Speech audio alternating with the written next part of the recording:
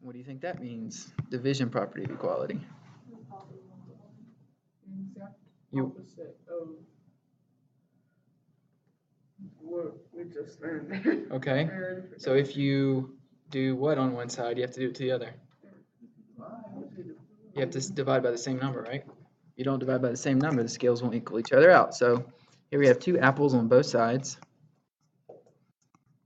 If we divide this by 2, we have 1 now. We have to divide that by 2 as well. What would that look like as an equation? 2, yep, equals 2 over 2, right? You have to divide by the same number. Okay, and this takes 6, and let's divide this by 3. If I do that on one side, I have to divide it on the other. I'm actually dividing by 2, you're right. Let's divide by 3, so we're left with 2.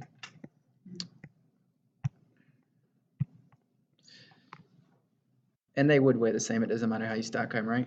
But the point is, if I take the left and divide by 3, I have to take the right and divide by 3. Okay? So, I didn't show that very well.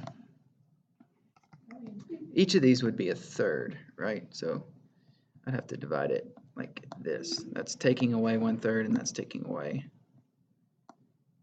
another third. Not for 2. All right. How about if we do this? Say we take 6 baskets and we divide that one in half, and divide that one in half. What would that look like as an expression?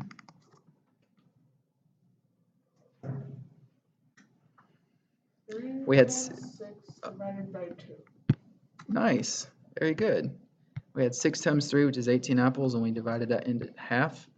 And in order for the scale to balance out, we have to do it the same way on the other side. So another question, isn't basically multiplying and dividing a more complicated way of subtracting and adding? It is. I will explain that right now. I like it, these kinds of questions. Actually, I'll explain it in 2 seconds. 2 more things. You can see that if I divide this by 3, whatever 6x is, I have to divide that by 3. And the same for this. So just be very clear about that when you're doing math, because I'm telling you all the time as a teacher, even up into calculus, I see students make mistakes where they might divide this side by 2 and then they'll divide the other side by 1/2 or something. Got to be the same number. Let's address that. Why is multiplication a form of addition? Well, let's just do 4 times 3. Because you add 4 up 3 times. Exactly. All you're doing is taking 4 and adding it 3 times. Or you could also think of it as 3 adding 3 4 times. Right? So yes, multiplication is a form of addition. Now, can anybody explain how division is a form of subtraction? Simply subtracting a large amount of numbers for a small number from a bigger number. Right. So let's do 12 divided by 4. The question is, how many times do you have to subtract 4 before you get to 0? 1, 2, 3. Once you subtract it 3 times, you end up at 0. So you're correct. Division is a form of subtraction, and multiplication is a form of addition. So we use it to simplify. You don't want to add 10 over 1,000,000 times to get over nearly 1 billion. Right. All right, 8x equals 16. If I divide this side by 8, what would I have to divide this side by? 8. You're right, x would be equal to what?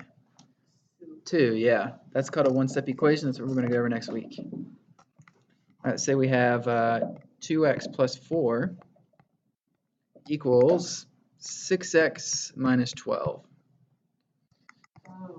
Okay? If I divide this side by 2, which you normally wouldn't do this in math, but I'm just saying it would work actually, but anyway, I would have to divide that side by 2. There's one other way to write, there's 2 other ways to write division. You normally wouldn't do this, but let's just say we had 6x divided by something equals 6x divided by 3. What would that be? 3. 3. Oh. Yeah. Actually, we could even have, yeah, we actually do want to leave it that way. I was going to put a different x there, but then it wouldn't make sense. So as long as you divide both sides by the same number, you're good to go. Okay? That's it. Simple concept.